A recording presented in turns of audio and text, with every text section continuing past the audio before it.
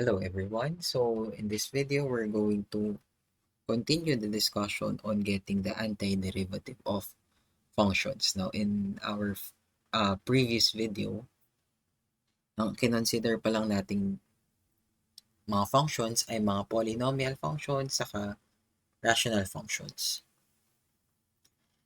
Now of course, we also will discuss the antiderivative of transcendental functions. So let us first recall what transcendental functions are.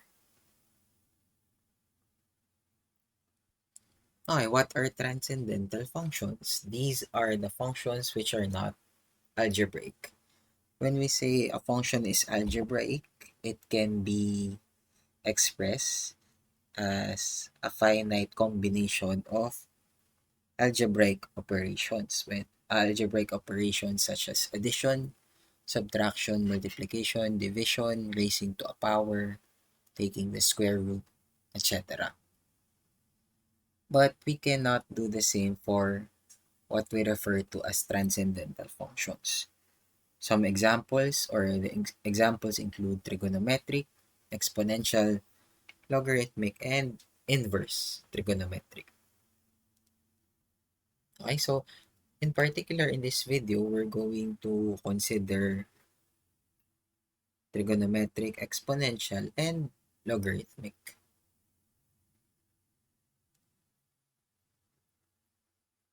Now, these things are not really difficult provided that you still recall how to get their derivative, because from our previous video na sabi nga natin that derivatives and antiderivatives are inverses. So, ibig sabihin, if we remember how to get the derivative, pwede lang nating i-reverse yung process to get the antiderivative. Okay, so these are theorems or yung formulas na gagamitin natin in order to solve problems. We'll just run through them briefly kasi ito lang naman ay binaliktad natin yung pagkuha ng derivative. Okay, so for instance, the integral of cosine u du is sine u plus c.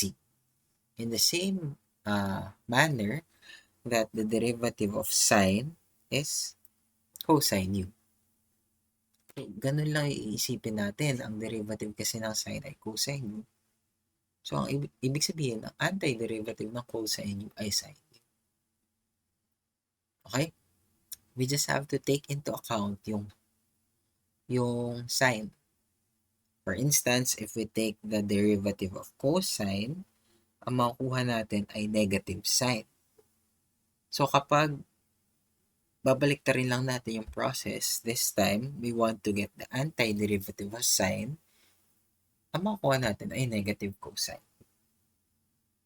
Okay? So, itong mga to ay galing lang sila technically sa pagkuha ng derivative. Kaya notice that in this part here, the antiderivative of e raised to u is e raised to u plus c. Okay?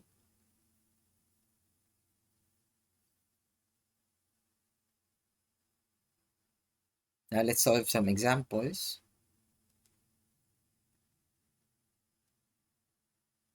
First, the integral of 3 sine x plus 5 cosine x dx. We can apply yung theorem before na pwede nating paghiwalayin yung nasa integral. Then aside from that, we can also take out the constant terms or the constant multipliers. Pero, idire-diretso na lang natin.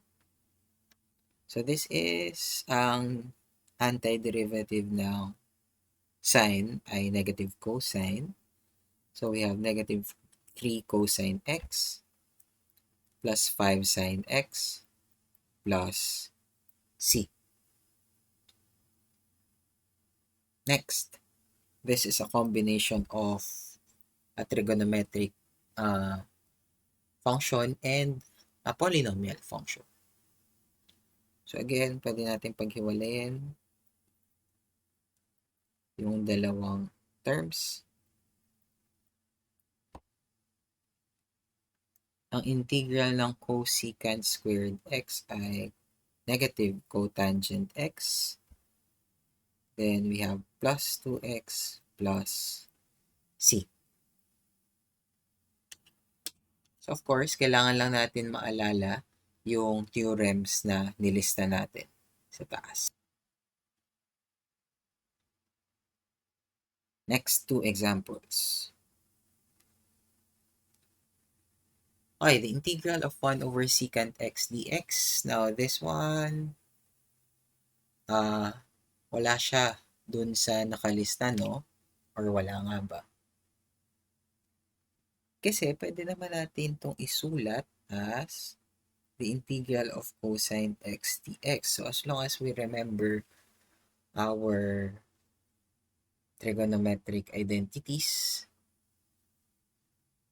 we can still find a way in order to solve these problems or these integrals. So, this one is again sine x plus c.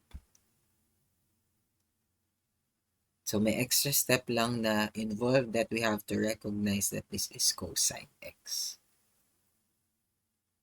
Next, tangent squared x dx. How do we get the antiderivative? Again, wala siya sa mga theorems na nilista natin. But, if we recall our trigonometric identities, or in this case, yung Pythagorean identity, galing tayo sa sine squared x plus cosine squared x equal to 1.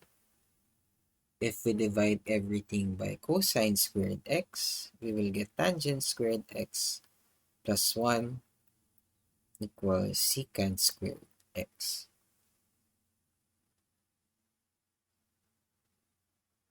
Si tangent squared x, this is secant squared x minus 1.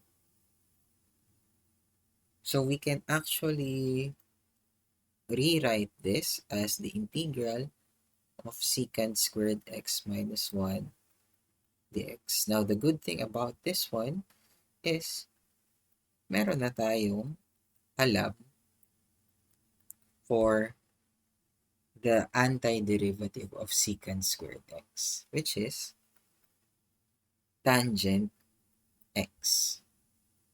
So we have tangent x minus x plus c.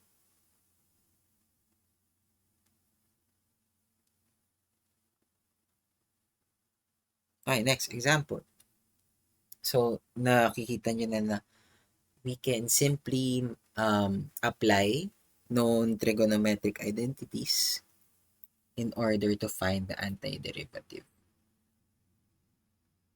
Okay, dito, theta lang yung ginamit natin, but it would still be the same kasi notice na yung sa theorems presented above or presented previously, we use an arbitrary variable u. So, pwede rin for theta or for any variable in general as long as parehas to with the variable used. Okay, so this one would again look na wala siya dun sa ating mga presented na theorems. But if we manipulate the given to be cosine theta over sine theta times 1 over sine theta d theta. So again, what you have to remember is that kapag ganyan, hindi natin pwedeng paghiwalayin yung integral. Or it doesn't work that way for product and quotient. Okay, so why did we do this? Kasi if we still recall na ang 1 over sine theta ay cosecant theta. Tapos, ang cosine theta over sine theta ay cotangent theta. Now, if we write it this way, we already have an answer for this one. Yung next example is the antiderivative of 4e raised to x dx. Medyo straightforward to as 4e raised to x plus c.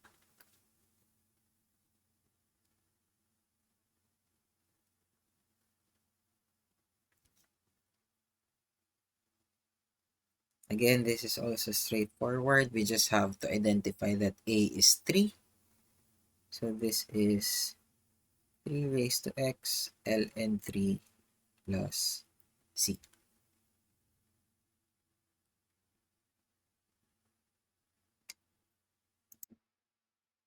Now, yung last, ito yung gagamit na tayo ng advanced technique. So, consider this a preview for a future discussion. Note na ang alam natin is the integral from e raised to u du, or the integral of e raised to u du is e raised to u plus c. So, ibig sabihin, if we manage to find a way to write it in this form, we can simply get the antiderivative. So, ang clue na natin dito is dapat e raised to something lang siya. So, why not try to let u be equal to x to the 4th. So, yung problem na natin will become 4e raised to u x cubed dx. Now, balik tayo sa pinag-aralan natin sa differential calculus, yung chain rule. Sa chain rule, we're using a substitution in order for us to find the derivative of functions easier. So, in the same way na ganun rin yung gagamitin nating approach dito. We let u be equal to x to the 4th. So, if we solve for the derivative of u with respect to x, ang makukuha natin ay 4x cubed dx. Now, if we simply rearrange the terms here,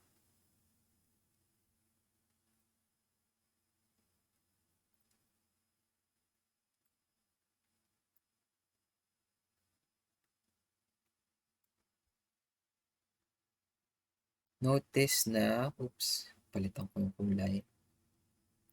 Itong part na to ay du. So, ibig sabihin, we have found a way to write it in this form. Therefore, we can get its antiderivative as e raised to u plus c. The last step for us to do is to write the answer in terms of x.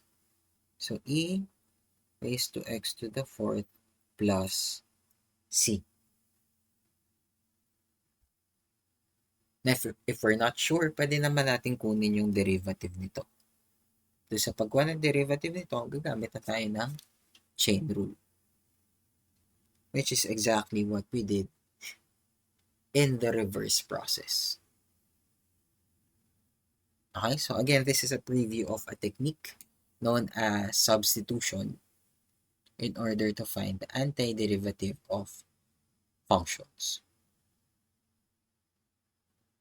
So that's it for this video on getting the antiderivative of transcendental functions. We'll have more examples in the future using more techniques as well.